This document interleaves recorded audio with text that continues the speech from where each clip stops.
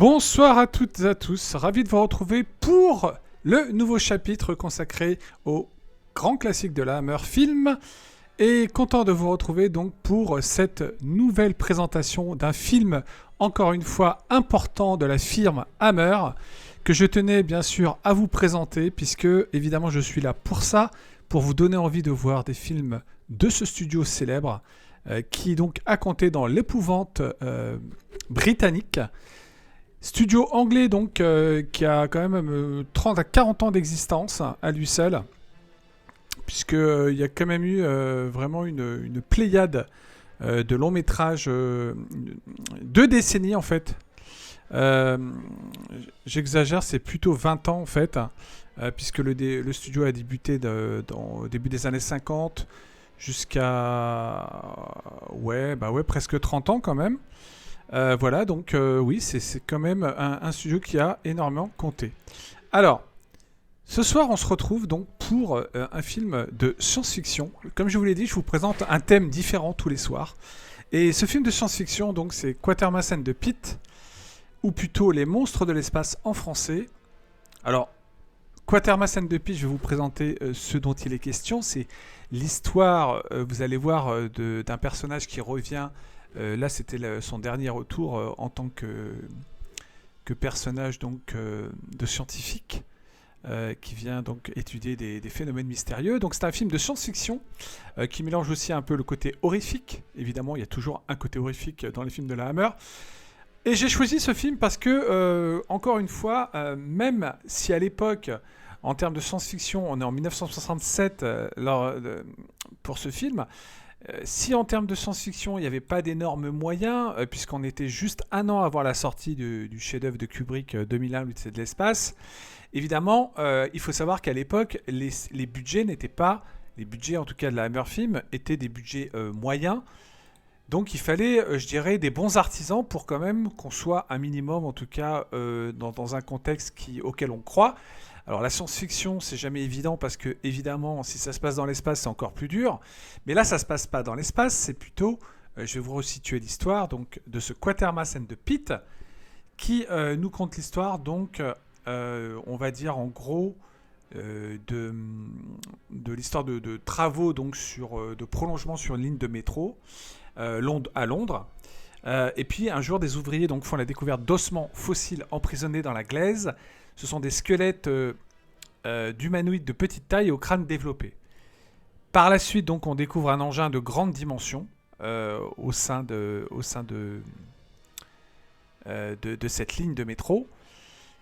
Et donc, ça fait intervenir l'armée, les scientifiques, etc. Donc, un engin de grande dimension donc, qui est fait d'un matériau extrêmement résistant et qui n'est pas du métal.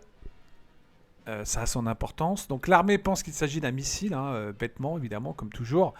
Le film, justement, d'ailleurs, encore une fois, est un peu anti-militariste par moment, en tout cas du point de vue des scientifiques. On voit bien qu'il y a une opposition directe entre les deux. Et puis donc ils font évacuer la station de métro, qui est devenue donc le centre de toutes les curiosités, donc des scientifiques, des militaires. Et donc ça va être encadré. Et donc le professeur Quatermass, joué par Andrew Kerr, je vais revenir sur les acteurs juste après. Donc physicien réputé, donc est appelé à la rescousse pour étudier la question. Donc voilà. À partir de là, donc le film va être construit autour d'un suspense, un mystère en fait, qui va être de savoir quelle est l'origine en fait de ce vaisseau, quels sont ces squelettes humanoïdes à forme bizarre donc retrouvés dans le vaisseau. Et pourquoi, dans quel but, donc, des années plus tard, on retrouve ces fossiles, pardon. Si ce sont justement, comme se pose la question le professeur Quatermass, joué par Andrew Kerr, donc, si ce sont donc des aliens, évidemment, ça voudrait dire que, donc, puisqu'ils sont là depuis des milliers d'années, ils auraient donc visité la Terre bien avant l'être humain. Donc voilà, à partir de ce détail, donc le film va se construire autour d'un réel suspense, avec vraiment, je trouve, encore une fois, un travail assez captivant sur le scénario. c'est pas, je dirais, le plus grand film de la Hammer, en tout cas en termes de science-fiction, Les Monstres de l'espace, mais c'est quand même pour moi un petit bijou dans le genre, puisque avec peu de moyens, ils arrivent quand même à créer un véritable, une ambiance, encore une fois, hein, toujours l'ambiance, l'atmosphère, avec des décors minimalistes, mais en tout cas qui fonctionnent notamment dans le métro, puisque vous avez quasiment tout le film se passe dans les couloirs du métro, enfin autour de cette ligne de métro, plus à l'extérieur un petit peu, surtout vers la fin, puisque vers la fin, on part vers quelque chose d'un peu de cataclysmique. Je vais pas révéler tout de suite ce qu'il en est, mais tout ça pour dire que ce film donc a été réalisé encore une fois comme le film que j'ai présenté hier, qui pour moi était son meilleur, hein, Dr. Jekyll and Sister Hyde. Donc nouveau film réalisé par Roy Howard Baker, donc qu'il a réalisé avant justement Dr. Jekyll and Sister Hyde, avant son petit chef-d'œuvre. Et donc ce Monstres de l'espace, donc c'est encore un artisan solide du studio Hammer. C'est donc Roy Howard Baker. Et pour ça, alors, attendez, je vais juste quand même lancer justement le. Je vais vous montrer quand même les images du film comme toujours. Et donc je tenais à dire que ce film est vraiment un film quand même qui a une intrigue qui est vraiment intéressante, encore une fois, minimaliste mais en même temps très efficace d'un point de vue, je dirais, pas spécialement de la mise en scène, parce qu'ici la mise en scène elle est plutôt, je dirais, en second plan, puisque on va avoir une mise en scène plutôt classique, mais en même temps on va avoir quand même une très belle photo, comme toujours, un travail minimum sur les décors, notamment sur l'aspect, le design du vaisseau. L'aspect des créatures, bon, même si ça paraît un peu daté aujourd'hui, c'est des sortes d'insectes, en fait, ils ont des formes insectoïdes. Le film, donc, ce qui pour moi est important dans ce film de la Hammer, c'est que, au-delà du fait qu'ils étaient capables d'aborder tous les genres du cinéma, justement, horrifique, alors ici, il y a un mélange, bien sûr, il y a le côté science-fiction, évidemment, puis le côté un peu horrifique, avec ces créatures extraterrestres que donc les scientifiques vont découvrir qu'ils sont arrivés bien avant nous sur la Terre, et quelles sont leurs réelles intentions en fait au final. Vont-ils nous envahir? Va-t-il se passer quelque chose justement auquel justement les humains ne s'attendent pas? Et donc là est toute la question avec le professeur donc Quatermass, qui donc, je précise, Quatermass, c'est une série de 3 films hein, qui a commencé dans les années 50 pour le studio Hammer. Donc vous avez eu en premier donc avec ce personnage de Quatermass, le monstre, donc qui s'appelait le Quatermass Experiment, donc tourné en 1955. Et puis vous avez eu derrière la suite hein, du monstre, La Marque, donc Quatermass 2 ans plus tard, en 1957. C'était 2 films réalisés par Val Guest, des films auxquels je trouve qu'il y a aussi une identité vraiment très intéressante. Le personnage du professeur a été joué non pas par Andrew Kerr, mais par Brian Donlevy. Et puis, vous avez dans La Marque également donc le même personnage interprété de Quatermass par Brian Donlevy. Donc là, c'est Andrew Kerr qui avait joué lui aussi pour des films de la Hammer comme Dracula, Prince des Ténèbres, que je vous présenterai très bientôt dans ce cycle, comme le deuxième excellent film, justement, grand classique dont j'avais envie de vous parler.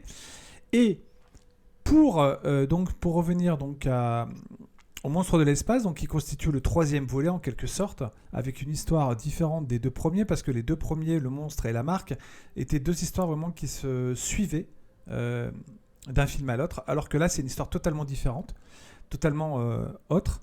Et ce qui est intéressant, comme je dis, encore une fois, avec les studios Hammer, c'est qu'on a toujours de belles surprises en fait.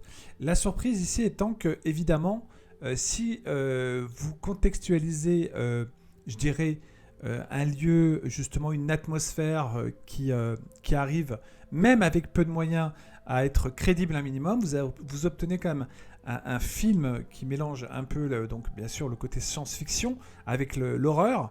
Et vous avez aussi donc un travail, comme je dis, avec Roy Howard Baker, qui lui aussi était quelqu'un d'assez méticulé sur les tournages et qui respectait bien, en tout cas, je dirais, le cahier des charges du studio Hammer, pour que, en tout cas, les spectateurs croient donc à l'époque, hein, on est en 1967, donc pour que les spectateurs croient à ce qu'ils voient quand même et soient un minimum donc concernés surtout par l'histoire, hein, parce que faut jamais oublier que ce qui prime aussi au-delà des décors, de la mise en scène dans les films de la Hammer, c'est bien sûr la qualité des scénarios. Et si vous avez un tant soit peu, je dirais, euh, je veux dire, d'intérêt pour, avant tout, l'écriture d'un film, ce qu'elle raconte, les péripéties, les rebondissements, vraiment l'écriture des personnages, vous verrez que c'est souvent aussi une attention particulière, plus que peut-être des fois au détriment de certains effets spéciaux, évidemment, qui peuvent aujourd'hui être beaucoup plus, bien sûr, on va dire, qui paraissent plus... comment dire qui ne paraissent plus suffisamment enfin, comment expliquer ça? C'est-à-dire qu'en fait, les effets spéciaux, évidemment, de l'époque, n'avaient pas un rendu exceptionnel.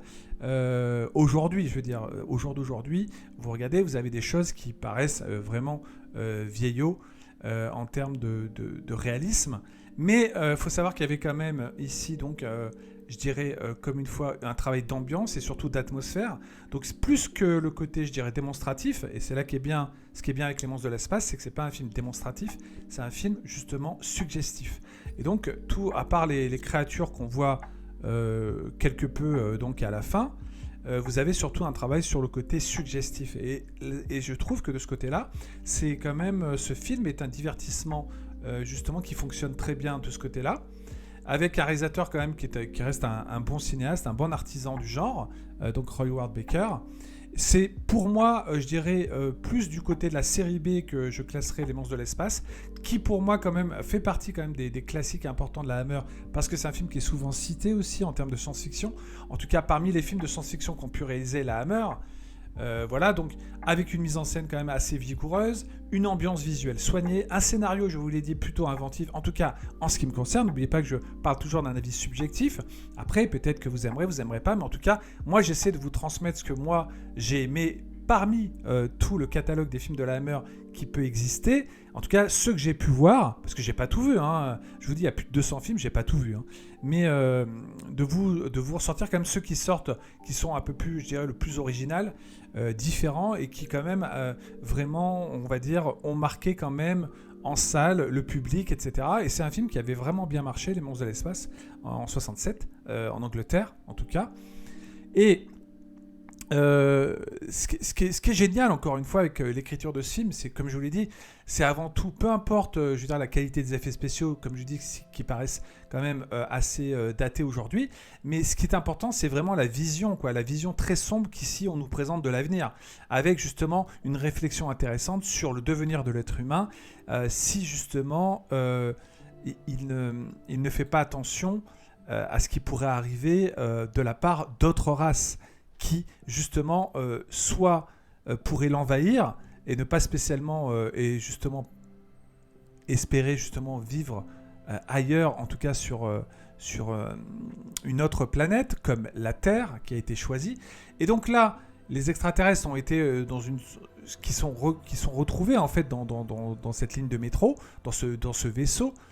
C'est en fait des extraterrestres en quelque sorte qui sont comme en phase d'hibernation en fait, hein, et qui, selon, je vais pas tout dire, mais en tout cas il y a quelque chose qui peut les réveiller, et il va se passer un événement assez important à la fin du film. La fin du film part dans un délire absolument psychédélique, complètement assez ouf, je trouve, enfin de mon côté, avec justement l'apparition de ces extraterrestres qui en plus manipulent l'esprit, justement, jouent sur les pensées et sont capables, je dirais, de manipuler les humains comme des marionnettes et d'en faire ce qu'ils veulent pour agir. Donc je ne vais pas en dire plus sur vraiment la finalité du film, mais c'est une de ces œuvres de science-fiction justement qu'aujourd'hui on ne verrait plus. Il est considéré comme... il a un statut de film culte. Voilà, donc je vous dis franchement, aujourd'hui, grâce à ce studio, et c'est ça qui est génial avec la Hammer, c'est qu'on a pu voir quand même des œuvres qui avaient une certaine, comme je dis, originalité, qui avait une façon justement de traiter les histoires avec beaucoup de sérieux et quand même des réflexions intéressantes sur l'être humain, par exemple ici dans la science-fiction, sur le fait de confronter aussi donc la science justement à des, on va dire, des intelligences extraterrestres. Et voilà, et donc pour moi le résultat en tout cas il est là. Bon, je vous l'ai dit, il y a des décors qui paraissent un peu, je dirais, évidemment construits, un peu carton-pâte, etc. Mais en fait, j'ai envie de dire qu'importe, quoi. Parce qu'en fait, si vous avez une histoire qui est un minimum bien écrite, avec des bons acteurs, et c'est le cas, il y a des bons acteurs, je citerai quand même, mis à part le personnage du professeur Andrew Kerr, je citerai Barbara Shelley quand même, et puis Julian Glover aussi, hein, qu'on reverra plus tard dans Indiana Jones. Voilà, donc... mise en scène, on va dire plutôt théâtrale quand même, puisque c'est centré sur les personnages. Il y a quand même je dirais, un très beau décor, moi je trouve, avec le vaisseau, l'intérieur de la ligne de métro, quelques extérieurs, et puis une fin assez, je vous dis, voilà, on va dire apocalyptique, hein, plus ou moins. Voilà, avec des gens qui deviennent fous, etc. Enfin, qui sont manipulés évidemment. Et puis voilà, donc il y a une catastrophe hein, qui touche, qui est censée donc arriver à cause de ces extraterrestres qui étaient là bien avant nous, qui sont sur le point de se réveiller, sans doute. Et qu'est-ce qui se passerait donc voilà. Et donc le film, il a une vision sombre de l'avenir parce que donc même si le film se finit, on va dire plutôt bien. Pour l'être humain, on va dire qu'il y a quand même une réflexion vraiment effrayante, comme le dit le professeur, sur justement une portée philosophique, je dirais, sur le danger de ne pas justement connaître vraiment, de ne pas rester justement endormi sur les menaces qui peuvent nous envahir. Voilà. Donc il y a ce film aussi, je dirais, qui revendique pour moi un côté assez antimilitariste. On le voit dans le film quand même, notamment dans les relations entre les personnages, donc militaires et scientifiques, ou même civils. Voilà. Et puis voilà, donc moi je dirais que c'est un très bon film de science-fiction, en tout cas créé par la Hammer. La marque et le monstre sont également vraiment de très bonne qualité. Je vous invite à les découvrir. Ce film, Les Monstres de l'Espace, existe, je crois, uniquement en DVD, mais pas en Blu-ray. C'est bien dommage. Voilà, donc moi, je ne saurais que trop vous le conseiller. C'est une bizarrerie peu commune, encore une fois, que ce monstre dans l'espace. Je vous dis avec des martiens qui ont des allures de sauterelles géantes. Cet astronef, quand même, qui est assez, je trouve... qui est bien fichu, je trouve, quand même. Voilà, et puis, donc, vraiment, un bon suspense. Si vous aimez, en tout cas, la science-fiction old school, je précise, old school, vraiment à l'ancienne, nul doute qu'en tout cas, avec ce film, vous arriverez à l'apprécier pleinement, comme moi. Et c'est pour ça que je tenais aujourd'hui à vous le faire découvrir sans plus tarder pour que vous ayez quand même une approche différente de ce qu'est la Hammer et de ce qu'elle a proposé aussi dans les choix de ses films. Et moi je trouve ça génial de pouvoir encore une fois justement vous présenter des choses différentes parmi les pépites de ce studio. D'ailleurs, vous verrez que dans les prochains films, je reviendrai aussi sur des personnages bien sûr importants comme le monstre de Frankenstein, comme encore une fois Dracula, comme le loup-garou bien sûr, parce que je n'avais pas parlé des loups-garous, mais bien sûr la Hammer a abordé aussi le film de loup-garou. Et il faut savoir que donc ce film donc a été vraiment un joli succès en tout cas en Angleterre. Parce que justement le personnage de Bernard Quatermass, le professeur, le physicien donc était assez connu. Il a été créé d'ailleurs pour la BBC, hein, ce personnage. Donc c'est même d'ailleurs le scénariste, c'est Nigel Neal hein, qui avait écrit donc d'après son histoire, hein, donc le scénario d'après son livre. Voilà, donc si vous voulez voir quelque chose d'atypique, encore une fois, en termes de science-fiction, plutôt minimaliste, bien sûr, on n'est pas aujourd'hui avec des effets qu'on peut faire aujourd'hui en termes de visuel, mais il y a quand même, encore une fois, cette ambiance, cette atmosphère qui, moi, me happe, arrive à me prendre un minimum dans l'histoire, et ça me suffit. J'ai pas besoin, et puis je me mets au contexte de l'époque. Remettez-vous à chaque fois que vous voyez ces films, je veux dire, l'année à laquelle ils ont été réalisés, on est en 1967. Donc, il n'y avait pas non plus, en termes d'effets spéciaux, des choses extraordinaires qu'on pouvait voir à l'écran. Si je me souviens bien, à part les grosses productions, je dirais, de l'époque, comme les films américains ou même anglais qui ne font pas partie des studios de la mer, je me rappelle d'un film excellent sur lequel je reviendrai dans un rétro-movie qui s'appelle Les Premiers Hommes dans la Lune. de Nathan Jurand, qui était vraiment une perle en termes d'effets spéciaux, avec des effets spéciaux justement de Ray Harryhausen. Mais faut savoir qu'avec peu de budget, vous voyez, ils arrivaient quand même à créer quelque chose de suffisamment intéressant. Si vous occultez bien sûr quelques détails visuels qui, comme je l'ai dit, paraissent datés, franchement le film tient la route pour ce qu'il raconte, et c'est ça l'essentiel. Qu'est-ce qu'on demande de plus ?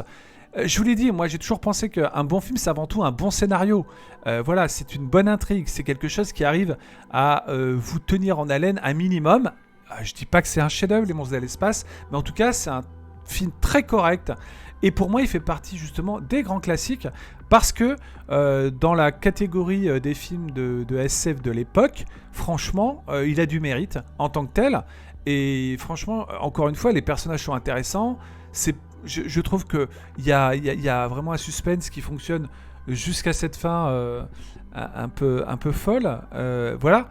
Mais vous verrez que voilà, c'est tout ce que je peux dire sur, je dirais, la tonalité à chaque fois que la Hammer Film a instauré, je dirais, dans ses films.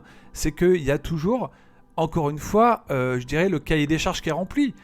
Un bon scénario, des acteurs à la hauteur, vraiment un minimum d'atmosphère pour que ce soit intéressant aussi en termes visuels. Même s'il y a des choses, comme je vous dis aujourd'hui, il faut se remettre, qui bien sûr ont vieilli, mais en 67, si vous étiez un spectateur qui allait au cinéma à l'époque, franchement, ça passait franchement comme une lettre à la poste. Et voilà, donc, puisqu'on n'avait pas encore eu justement la technologie avancée. En 67, on arrivait après, justement en 68, avec un immense film, un chef-d'œuvre de Stanley Kubrick comme 2001, qui lui repousse bien sûr les limites de tout ce qui est, je dirais, l'aspect visuel, puisque là, on entrait dans un vrai film de science-fiction dans l'espace. Il y en a eu d'autres avant, bien sûr, hein. Mais là, c'était vraiment, en tout cas en termes technologiques, vraiment une avancée que Kubrick avait faite avec 2001. Qui était absolument incroyable, et c'est pour ça qu'on en parle encore aujourd'hui et qu'on considère toujours que c'est l'un des plus grands films de science-fiction de tous les temps, 2001. Et bien sûr, je confirme ça de mon côté, en tout cas pour ma part. Voilà.